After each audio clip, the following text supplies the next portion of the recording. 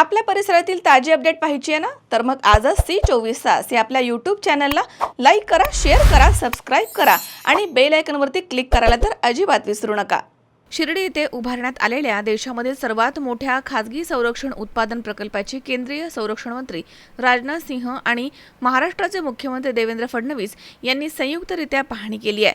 यावेळी chief of defence staff general Anil Chauhan, पालकमंत्री राधाकृष्ण विखे पाटील यांच्यासह वरिष्ठ अधिकारी या ठिकाणी उपस्थित होते. शिर्डीमधील या डिफेन्स क्लस्टरमध्ये क्षेपणास्त्र निर्मिती, तोफगोळे उत्पादन, दारुगोळा पार्क, ड्रोन तंत्रज्ञान आणि अत्याधुनिक संरक्षण उपकरणांची निर्मिती केली जाणार आहे. या प्रकल्पासाठी हजारो कोटींची गुंतवणूक करण्यात आली आहे.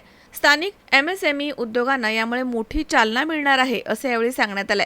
तर या प्रकल्पामुळे मेक इन इंडिया आणि स्वदेशी संरक्षण उत्पादनाला बळ मिळणार आहे.